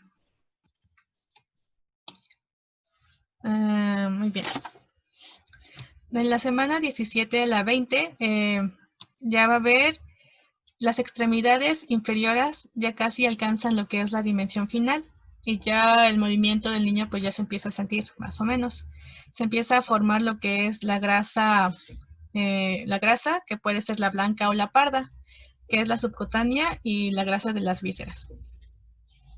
Se empieza a formar lo que es la canalización de la vagina en las mujeres y en los hombres en la semana 20 los testículos comienzan ya a descender. En la semana 21 a la 25 hay un aumento notable de peso. Si se fijan, en la semana 14 y 16 lo importante fue el crecimiento en longitud y aquí ya en la semana 25 lo importante es el crecimiento en el peso. Ya comienza a verse una piel más arrugada y los movimientos oculares van a ser ya cada vez mayores. Empieza lo que es ya la formación de los pulmones en cuestión de maduración. Ya empiezan a notarse más las uñas y en este momento, si el feto pues sale, aún no va a poder sobrevivir dado que sus pulmones están muy inmaduros, pero con cuidados específicos puede que sí sobreviva. En la etapa 26 a la 29 es cuando el feto pues ya puede sobrevivir y el sistema nervioso central ya se terminó de formar. Ya se desarrolló el control de la temperatura del niño, bueno, del feto, y ya puede empezar a abrir los párpados. Empieza lo que es la hematopoiesis, ahora en la médula ósea de los huesos planos. Si se fijan, la formación de los huesos, perdón, de la sangre, pues va como modificándose a través del tiempo. Ya a partir de la semana 30 a la 34 hay un reflejo pupilar, ya es más notable el aumento de peso. La grasa blanca, que es la subcutánea, ya empieza pues a notarse más y esta ocupa desde el 8 al 10% del peso corporal del feto. En la semana 35 a la 38 ya básicamente el feto está a término. Empieza ya a haber un depósito de grasa más en el cuerpo, el cabello ya está definido y en esta semana pues se considera un embarazo a término cuando llega de 38 a 42 semanas y a término, a pretérmino, cuando llega antes de las 38 semanas. Y pues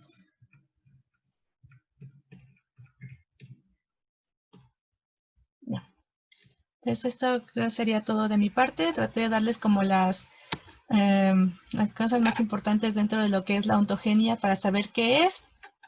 Si hay alguna duda que no les quedó clara, por favor les pido que me la compartan. No me metí tanto en la etapa embrionaria porque pues es mucha información, pero espero que les haya servido. Y gracias. Muchas gracias, Tona. Aquí, bueno, aunque no me dedico a la ontogenia, pues como osteóloga, nosotros les debemos mucho a esta disciplina, sobre todo para el desarrollo del metodologías, por ejemplo, lo que hablábamos hace rato para la estimación de edad, entre otras cosas, porque justo esos periodos de crisis y esos periodos en los que los factores ambientales hacen ciertas presiones en el cuerpo humano, pues también nos incumben a nosotros, ¿no? Al principio hablábamos de algunas cosas que se pueden quedar marcadas en los huesos o en los dientes.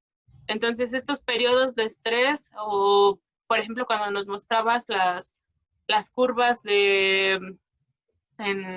donde venía la canalización y el catch-up, justo este tipo de eventos se puede ver en los huesos, ¿no?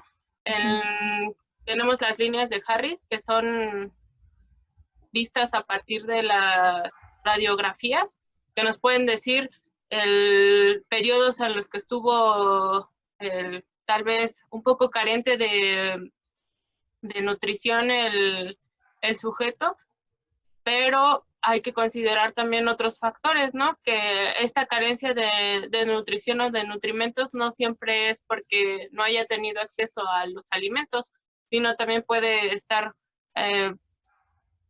relacionado con algunos otros factores, ya sea que su mismo cuerpo, su mismo metabolismo no sintetice bien ese tipo de nutrimentos, entonces pues impide que lleve a cabo un crecimiento o un desarrollo como debería de ser, ¿no?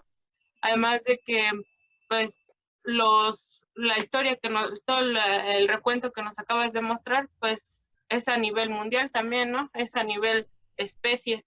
Exacto. Y es algo que se ha venido desarrollando también pues a la población mexicana.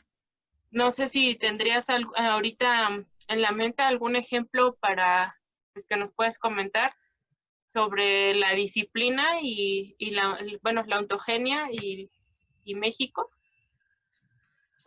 Ontogenia en México. Pues precisamente un estudio para determinar qué tipo de método se podía aplicar más a la población mexicana. Lo hizo María Eugenia Peña e Ira Cárdenas. En pues igual básicamente compararon lo que fueron los métodos de Fels y de TW.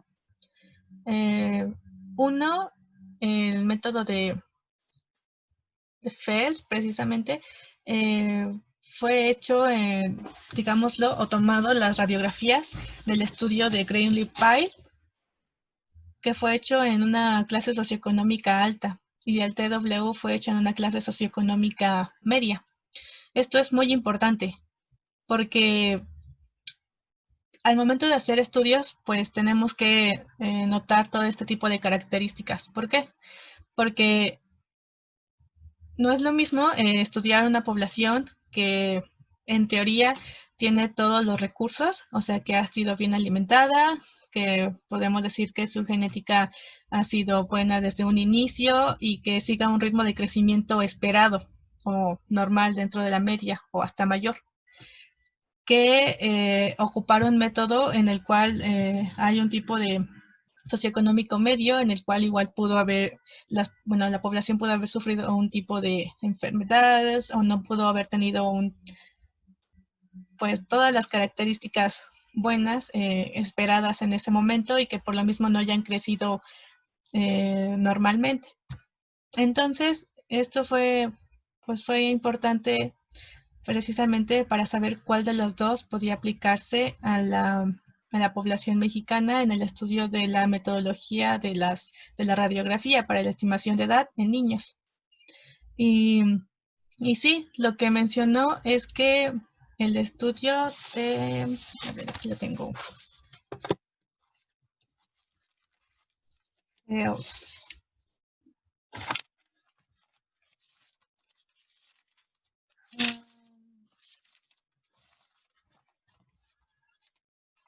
Sí.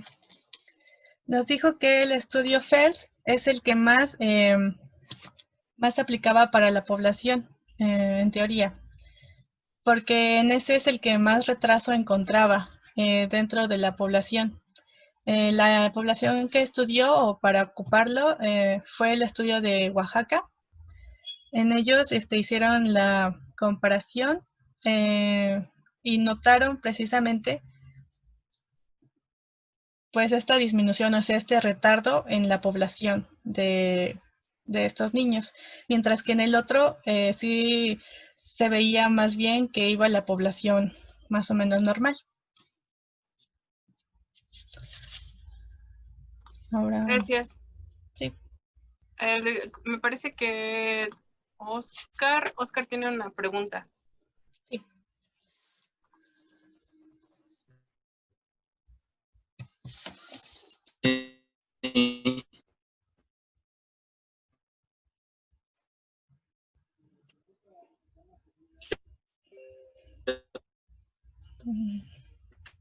Oscar, ¿podrías? A ver si me alcanza mi internet. A pesar de que lógicamente comprobado. Hola. Hola. ¿Se me escucha? Sí, ya. Ah, ok. Ven que a pesar de que nos dijeron que biológicamente está comprobado que todos los seres humanos somos exactamente iguales, ¿no? No hay algo que lo distinga yendo hacia la onda racial. Pero, ¿por qué hablando específicamente de esto de la ontogenia? Que hay muchos factores que influyen en el desarrollo desde pues, el embrión hasta la etapa adulta. Porque sí hay una diferencia en, no sé, vamos a suponer, sin hablar de la raza, pero para especificar, en la raza negra, por así decir, que sí están tendenciosos a ser como físicamente más aptos, ¿no? Para el ambiente, y a lo mejor otras razas para otro tipo de cosas, obviamente exceptuando lo de raza, ¿no? Pero bueno, para darme a entender. Ok. Porque tu pregunta es ¿por qué tienen mayor aptitud? Ciertos tipos sí, de... porque pues vamos a suponer que el color de la piel no sé, los negros en su mayoría, no todos los individuos, son más aptos físicamente para las tareas físicas, ¿no? Y a lo mejor, no sé, los blancos o güeros, ¿cómo se le puede llamar? O los, son más altos, ¿no? O sea, ¿por qué? Porque hay esa tendencia. Aquí, Pues ya, sí, ¿quieres? te iba a decir, sí, creo que la pregunta va encaminada a esa variabilidad que tienen los seres humanos, a cómo están adaptados a ciertas partes y ahora sí, tanto geográficamente como socialmente, y cómo ha influido para que unos seamos, pues, no se compara una población mexicana, por ejemplo, con una de África o con una de Europa, ¿no? Pues sí, qué buena pregunta, la verdad. Porque sí es como una de las cosas que me empezó a interesar primero de la ontogenia. Y es que precisamente cada uno se adapta a un entorno, al entorno específico en el que vive. Estas adaptaciones no son rápidas, o sea, tardan inclusive, no sé, miles de años. Entonces, al momento de nosotros hablar de diferentes tipos de variabilidad del ser humano, pues la población, digámoslo, de piel más oscura, tiene una razón por la cual su piel es oscura. Y eso es precisamente pues para soportar más lo que es estos rayos del sol, digámoslo de alguna forma. Y en la población de piel más blanca, fue cuando empezaron ya como a distinguirse o empezó a salir lo que es el Homo sapiens. Precisamente la piel blanca es un tipo de adaptación, la cual permitió a las personas absorber los rayos del sol más, aunque sea solamente un poquito de rayo de sol, pero absorberlo más rápidamente o mejor. Entonces, cada una de estas características que tenemos el ser humano es precisamente por el tipo de adaptación que le convenía o que le pudo haber ayudado en ese momento específico de su vida. Y sí, es exactamente como lo mencionaba la teoría de la vida o el Evo-Devo. Hay ciertas características que han sido ventajosas tanto para una especie como puede ser la mosca, el simple hecho precisamente de ser, de tener una notocorda o de tener esta espina o de tener esta separación, o sea, de ser, ¿cómo se llaman estas? Que tenemos la mano izquierda y la mano derecha. En esta relación de la columna y que tenemos esta formación. Lateralidad. De la lateralidad, precisamente de eso. O sea, desde ese momento son características que han sido adaptándose o que ha absorbido el ser humano desde antes para algún trabajo en específico. Entonces, por ejemplo, también tener el torso más ancho permite mantener más el calor. Los neandertales pues, vivían tal vez en cuevas, bueno, vivían más bien en cuevas, entonces ellos tenían el torso más ancho precisamente para tener más, mantener más el calor. Y ya después, conforme fue avanzando la adaptación, pues el torso se hizo hasta más largo. Igualmente con las personas que viven más en los extremos o que viven en lugares con zonas más ventosas, la forma de los ojos se modifica, como puede ser en los asiáticos o los que viven en Antártida, no sé, para que precisamente en unos no entre tanto los rayos del sol y no les perjudique, o precisamente para que el polvo no vaya a entrar. Entonces, por ahí va. Ok, o sea, todo tiene un porqué, ¿no? Sí. Y en base a eso, perdón. Sí, no, adelante. En base a eso, el choque, el mestizaje o el choque de culturas, o lo que sea, extremo, como fue, no sé, la colonización y esas cosas, ¿supone una intervención de esa adaptación o supone una mejora de los descendientes para adaptarse a un nuevo ambiente o una nueva raza, no lo sé, por así decir? Pues... O sea, vamos a suponer un negro con un blanco, ¿no? O sea, ¿supone una intervención de la adaptación que ya llevaba la raza negra, por así decir, o la raza blanca, o supone una mejora en la especie? Es que estos cambios no se dan de una generación a otra. Lo que vamos a ver en el mestizaje, pues prácticamente es el entrecruzamiento de esos genes. Ten en cuenta que estos genes que te estoy diciendo del Homo sapiens, todos somos exactamente iguales.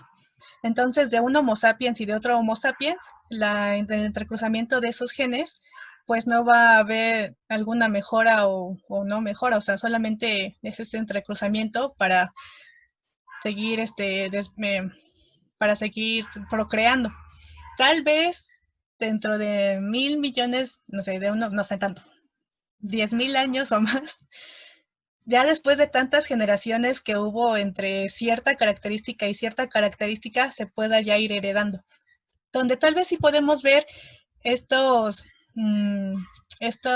heredabilidad que tal vez tú mencionas es en la epigenética, que son cambios que pueden darse que pueden ser heredables, estas sí pueden ser de una generación a otra, que pueden ser positivos o pueden ser negativos, pero por lo mismo de que no son permanentes, pueden desaparecer en algún momento por algún tipo de causa ambiental o no. Esto ya va a ser muy azaroso y sí se desconoce todavía un poco de lo que la epigenética puede llegar a ocurrir o no, pero más cercano a lo que mencionas puede ser eso. Sí, aquí lo importante es que el mestizaje es, aunque nosotros nos veamos iguales, hay mestizaje, porque no hay un 100% de DNA de un solo grupo biológico. O sea, tenemos de varios, ya lo había comentado Rodrigo antes, por ejemplo, a él no se le puede reconocer por un solo estudio de 3 grupos biológicos, pero si él se hace otro análisis, puede tener hasta 10 grupos biológicos, ¿no? Entonces, los cambios que nosotros vamos a ver, y también ya lo habían mencionado en la presentación anterior, es que no se van a ver tal cual, y como dijo Tona, ahorita en este momento los cambios, sino va a tardar muchos años en que se vean esos cambios. Y no se van a ver tal cual como los hemos visto anteriormente, ¿no? Por ejemplo, a lugares más amplios, pues obviamente necesitas un cuerpo más atlético, mucho más, no sé, alargado y atlético, ¿no? Pero pensemos también en, por ejemplo, raramuris. Los raramuris tienen una resistencia a la actividad física muy, muy buena, y sus piernas, o sea, si ustedes observan el cuerpo de los raramuris, su cuerpo, su constitución corpórea es muy diferente a la de alguien de aquí del centro de México. ¿Por qué? Porque su entorno, su ambiente es muy diferente al de nosotros. También pensemos en personas que vivan en los Andes o que vivan en los altos de los Andes, principalmente en Bolivia, en toda esta área. También los troncos suelen ser mucho más amplios que el resto de su proporción en brazos y en extremidades. ¿Por qué? Porque necesitan un poco más de aprovechamiento de oxígeno. Entonces, nuestro cuerpo va a tener ligeros cambios dependiendo del entorno en el que estemos. Y este entorno se puede ver o no se puede ver fenotípicamente, que es lo que nosotros tenemos, ¿no? A simple vista. Genotípicamente, pues ya va a ser un poco más variado, o va a ser un poco más específica la diferencia. Y cualquier tipo pues de reproducción, o sea, si tú te juntas con una persona y tienen hijos, y este hijo llega a los 18 años, a la edad adulta, a la edad reproductiva, ya es un éxito, ya es un éxito reproductivo. Ajá, un éxito reproductivo, y eso quiere decir que también en cierta parte ya tiene esa mejora, tanto de muchos miles de años a lo poquito que acaba de suceder en 2 generaciones de tus antepasados, bueno, de tus ancestros, ¿no? Bueno, de tu ascendencia, perdón. Entonces, sí, va a pasar mucho tiempo para que se vea una diferencia, pero ya entre más particular sea el análisis, puede que se encuentren esas mejoras o esas no mejoras dentro de toda esta mezcla humana que tenemos. Sí, inclusive algo que no comenté ya rápido para terminar. Tu abuela, al momento de que estuvo embarazada de tu mamá, ya estaba formando el embrión que ibas a ser tú. Entonces ahí ya están afectándose 3 generaciones. Si en ese momento de embarazo tu abuela sufrió algún tipo de estrés, tanto de enfermedad nutricional, ambiental, teratogenética o lo que sea, esto en específico se puede notar en el bebé y por consecuencia en el embrión que se está formando de los óvulos donde ibas a estar tú. Porque una cosa importante es que los óvulos empiezan a formarse en esta etapa embrionaria. Desde ese momento se crean todos los óvulos que la mujer va a estar menstruando cada 28 días. Entonces, pues sí, es importante también. Y ya también para terminar mi participación, bueno, no, si hay otra pregunta adelante, pero yo le recomendaría a ustedes, a los arqueólogos, precisamente que también incorporen siempre la parte biológica, siempre la parte de la antropología física al momento de los estudios y los análisis. No importa si están hablando de una cosa meramente social, pero siempre va a haber una afectación o un porqué evolutivo de que esté llegando a esa interpretación. Entonces, siempre traten de pensar un paso más adelante respecto a eso. Y ya, gracias. Sí, claro, la importancia de la ontogenia y de todas las investigaciones y estudios que se desenvuelven en torno a ella, pues es que estamos hechos, otra vez caemos a lo mismo, ¿no? Tanto de lo biológico como de lo social y de lo cultural.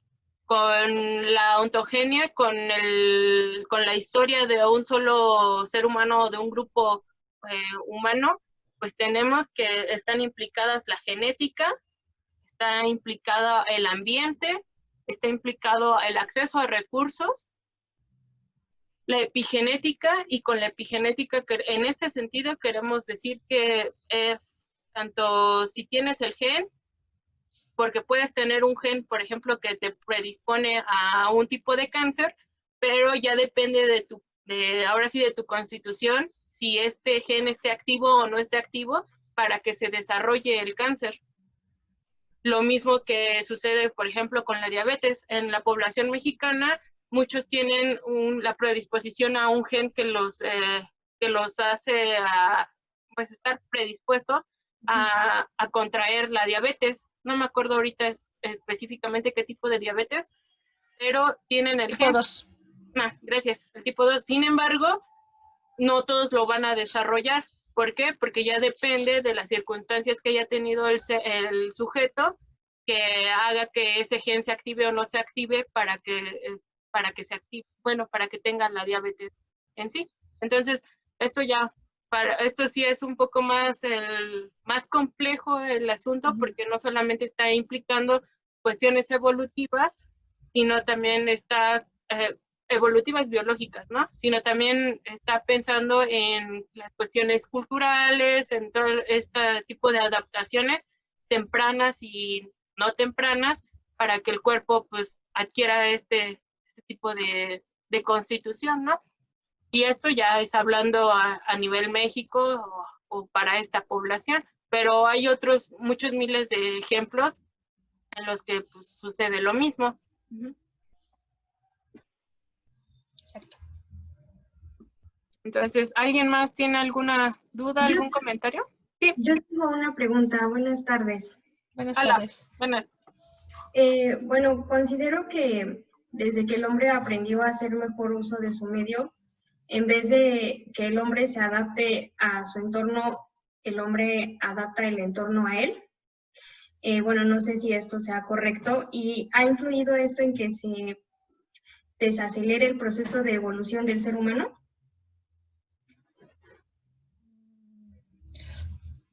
Yo creo que es bidireccional. Tanto el hombre está afectando a su medio ambiente como el medio ambiente está afectando al hombre. Porque como hemos visto evolutivamente, o sea, eh, el tan solo sobrevivir en un ambiente en específico va a implicar que el hombre precisamente afecte o interprete o modifique su ambiente, pero es porque el mismo ambiente está presionando al hombre a que tenga que cazar un mamut, por así decirlo. La segunda pregunta, lo segundo no la entendí muy bien. Ya no me Ah, acuerdo. Sí, me refiero a que si eso ha provocado que nuestra evolución se detenga o mm, sea más lenta. no está detenida y tampoco es que sea lenta. Nosotros, recuerden que la Tierra, por lo menos, tiene 400 millones de años de existir. Entonces, la existencia del ser humano como tal es apenas los últimos, no recuerdo así, creo que 15.000 es, años, no, 100.000 años. ajá, no sé, como 15 segundos. Si hablamos en 24 horas, la existencia humana serían los últimos 15 segundos de lo que es el ciclo de la vida desde que se hizo la Tierra hasta ahorita. Entonces, nosotros lo vemos que va lento o que está detenido, pero en realidad no es así. O sea, lo que estamos viviendo es un periodo que es muy, muy, muy temprano y está en pañales. O sea, ya hablamos de evidencia del Homo sapiens de 250.000 años, ¿no? O sea, esos 250.000 años no son nada a comparación de cómo ha ido evolucionando la vida desde los primeros organismos celulares hasta lo que somos ahorita en todas las especies que están en la Tierra. Uh-huh. Exactamente. Entonces, sí, todos los cambios que estamos viendo en realidad son rápidos, pero otra vez al mismo tiempo son muy lentos. O sea, viene este efecto de la relatividad que pues no, nosotros ni siquiera lo vamos a alcanzar a ver el resultado. Uh-huh. Inclusive estaban diciendo que ya se empieza a generar como esta nueva especie de Homo sapiens sapiens, pero básicamente somos los mismos. O sea, más bien es como un tipo de especialización ya, supongo, más actual.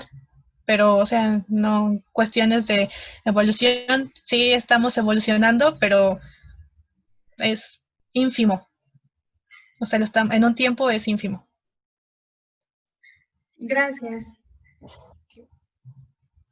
Sí, también ahorita se me vino a la mente otro ejemplo que pues también del ser humano y más próximo de los últimos 50 años, pues todos conocen el tercer molar, ¿no? La muela del juicio, que comúnmente le llamamos. A partir de los años 70, este diente, este molar, pues dejó de tener una calidad de necesidad en la dentadura humana que ya en la actualidad es muy, muy raro que brote. Inclusive ya hay niños que no lo tienen y que nunca lo van a tener.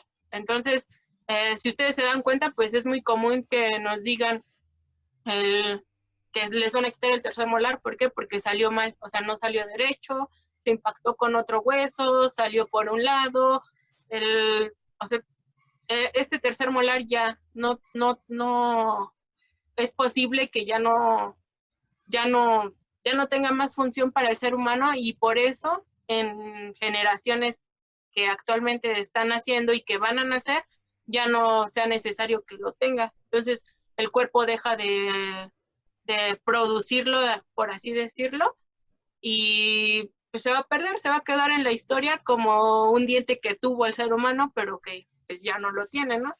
Como un vestigio, así se les llama. Gracias. Igual como el apéndice o la cola, que es el axis. Ujú, Ujú. sí, entonces la ontogenia y, bueno, tanto la ontogenia como la genética, la paleoantropología y la filogenia, pues nos dan mucho para tratar de entender lo que somos actualmente, ¿no? Esto en términos generales, porque pues ahorita ponemos de ejemplos poblaciones o grupos de otras partes del mundo, pero podemos también traerlos para México o un aspecto un poco más regional, ¿no? Hay inclusive, Rodrigo mencionó sobre esto del poblamiento de América, ¿no? Esto es a nivel continente, pero también para México tenemos algunos análisis que nos hacen saber las diferencias que había entre, por ejemplo, cazadores-recolectores que vivían en Baja California y Baja California Sur con poblaciones sedentarias de Mesoamérica, ¿no? De esta gran área que llamamos Mesoamérica. Entonces, sí se puede hacer este tipo de enfoques un poco más pequeños o más particulares, solo es cuestión de conocer más la región a la que te quieras enfocar y ver cuáles son los estudios anteriores que se han hecho, por supuesto. Entonces, chicos, ¿alguien más tiene alguna duda o algún comentario? Yo tengo una pregunta que creo que no tiene nada que ver, pero Échale, creo que échale. es la única clase en la que puedo hacerla. ¿Hay alguna, o no sé, hay alguna molécula de la vida como particularidad en los seres humanos y que compartan con los seres vivos, las plantas y todo? O sea, ¿hay alguna molécula que otorgue la vida? Ah, ¿O solo son un conjunto de moléculas toda la vida? todos somos un conjunto de moléculas. Todos somos parte de esta explosión que causó el Big Bang. Sí, los Pues seres, como decía Carl Sagan, ¿no? Todos somos polvo de estrellas o algo así. sí, prácticamente, O o sea, sea, supongo porque creo que hay organismos, cuando los organismos se mueren o los seres humanos, creo que sigue habiendo como moléculas vivas, ¿no? es que, por ejemplo, lo que Por un rato. caracteriza a un ser vivo son los componentes, por ejemplo, a esto que llaman a ver si no lo digo mal, el chon, que tenemos carbón, El chunks, hidrógeno, ándale, ajá, carbón, hidrógeno, oxígeno, fósforo nitrógeno, fósforo y azufre. y azufre. Ajá. Entonces, esta combinación de elementos son los que nos permiten tener vida. Eso es lo que compartimos con Pero, por ejemplo, plantas, ¿eso con lo tienen animales. las plantas? Sí, sí. O sea, Sí. exactamente Y, igual. ujú. Ok. Aquí lo importante es, o lo que también nos diferencia, es la cantidad de estos elementos que tenemos por especie. De hecho, hay algunos trabajos.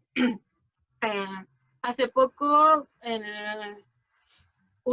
presentó una maestra ahorita no recuerdo ni su nombre ni la institución, pero ella está identificando especies de animales de un contexto de Teotihuacán a partir de restos de colágeno, pero estos no son análisis no tan invasivos, pero viendo la cantidad de oxígeno, me parece, y la cantidad de carbono. Entonces, también esto nos puede ayudar a veces nada más hasta a nivel de género y algunas veces a nivel de especie, pero tenemos prácticamente esos elementos que compartimos con otras especies, les digo, con plantas y con animales que son seres vivos también.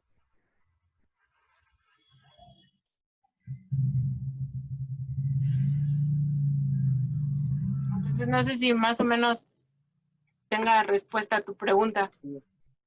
Sí, gracias, sí. Sí, es que no sé, porque supongo que de por sí todos los que entramos a esta carrera, pues tenemos como miles de preguntas en la cabeza. Pero pues yo sí tengo como miles de años sin estudiar, entonces de repente ya no me acuerdo de algunas cosas. Perdón por preguntar tanto. No, está bien. Sí. Bueno, ¿alguien más tiene alguna duda?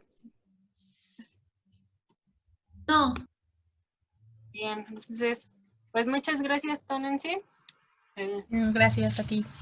Sí, y pues si alguien tiene alguna duda, pues que le interese un poco más este tema, digo, a simple vista, pues parece que no se lleva con la arqueología, pero en realidad sí, y más para aquellos que estén pues interesados en la biología del ser humano, en los restos óseos, o la interacción con el ambiente, pues la ontogenia va a ser una de las disciplinas, ¿no?, que debe de estar ahí, que deben de llevar de la mano para sus investigaciones. Entonces, pues cualquier cosa, si me permites, Tana, pues les comparto tu correo electrónico por si tienen alguna duda o algún, pues que O si quieren alguna información o documentos de algún tema en específico, ya se los puedo mandar. Sí, y muchas gracias nuevamente por tu participación